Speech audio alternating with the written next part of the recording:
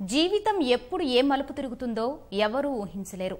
అంతా సాఫీగా సాగుతున్న ప్రయాణంలో ఓ కుదుపు రావచ్చు, తలరాత తారుమారు కావచ్చు. ఇద్దరు మహిళలకు అదే జరిగింది. కుటుంబ భారం నెత్తిన పడింది. అంతటితో అధైర్యపడనే అతివలు ఆటోనే బతుకుబండిగా మార్చుకుని జీవితంలో రాణిస్తున్నారు.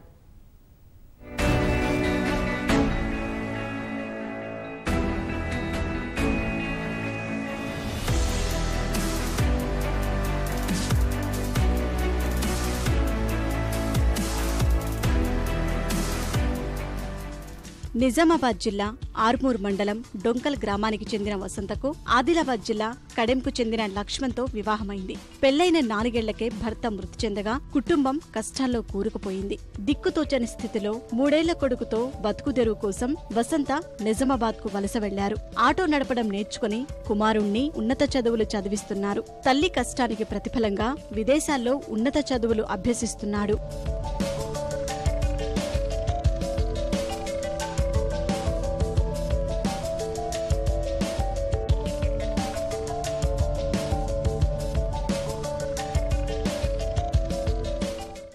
ఇరవై 3 సంవత్సరాల నుంచి నడుపుతున్న ఆటో.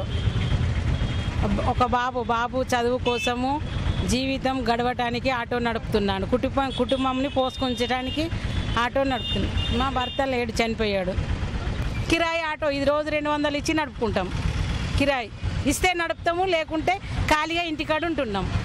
ఇంకా నేను ఒక రోజు రాకపోతే అందరు అడుగుతారు, ఎందుకు రాలేదు. ఉన్న ఆటోలలో అందరికి అడుగుతారు, ఎందుకు రాలేదు ఆటో అని.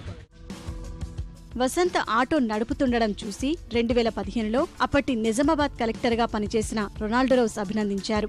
6.5 లక్షల రూపాయల బ్యాంకు రుణం ఇప్పించి కారు కొనుగోలు చేయించారు. ఆ తర్వాత కారు రుణం తీర్చడం ఇబ్బంది కాకూడదని భావించిన కలెక్టర్ ఎస్టీ కార్పొరేషన్ జిల్లా అధికారికి వాహనం అద్దెకు ఇప్పించారు. ప్రస్తుతం వసంత కారును తీసేసి వేరే వారికి అవకాశం కల్పించగా మళ్లీ కష్టాలు మొదలయ్యాయి. పోయి 4 సార్లు అడిగినా ఎవరు పట్టించుకోలేరు. కలెక్టర్ దగ్గరికి వెళ్తుంటే కలెక్టర్ దగ్గరికి ఎవరు పోనీయలేరు. ఇప్పుడు బ్యాంకు వాళ్ళు బాగా ఇబ్బంది పెడుతున్నారు. బాగా ఇబ్బంది పెడితే 5 రూపాయల కాడికి అడ్డికి తీసుకొచ్చి కట్టిన 2 లక్షలు. ఇప్పుడు మళ్ళీ ఇంకా 2 లక్షలు ఉంది దాని మీద అప్పు.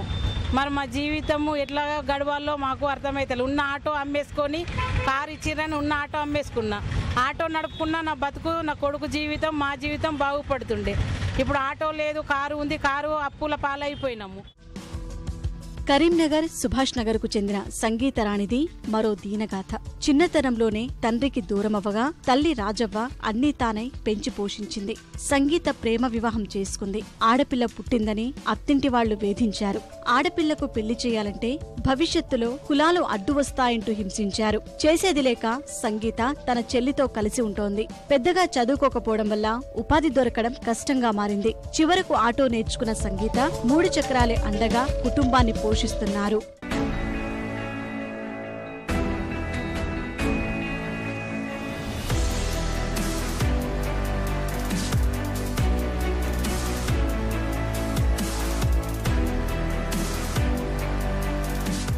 నగరంలో లేడీ డ్రైవర్లు లేరని ఇంతకుముందు భయపడ్డాము. ఎందుకంటే ఇంతకుముందు సంఘటనలు చూసి ఎవరి ఆటోలో ఎక్కాలన్నా కూడా భయం వేసింది.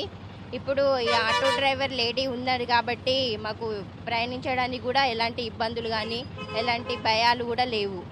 మా అత్తగారులకు మాకు కులాలు అడ్డాయి నచ్చక మమ్మల్ని ఇంట్లోకి వెళ్ళగొట్టారు. మా ఇంట్లోనే ఉన్నాడు ఆయన. ఇంకొక మ్యారేజ్ చేసుకున్నందుకు నేను వదిలేసిన. ఇప్పుడు మా పాప కొరకే నేను ఉంటున్నా. ఆటో గురించి పెట్టుకున్నా, ఆటో ఇప్పిస్తారేమో అని ఎంగేజ్ ఆటోనే రోజు 400. నాకు ఎల్లంగా 400 కట్టంగా నాకు 300 400 మిగులుతాయి. కష్టాలకు కుంగక ఈ అతివలిద్దరూ ఆటో నడుపుతూ అందరి మన్ననలు పొందుతున్నారు. ఉద్యోగం లేదంటూ నిట్టూరుస్తున్న యువతకు ఆదర్శంగా నిలుస్తున్నారు. మనసుంటే మార్గముందని నిరూపిస్తున్నారు.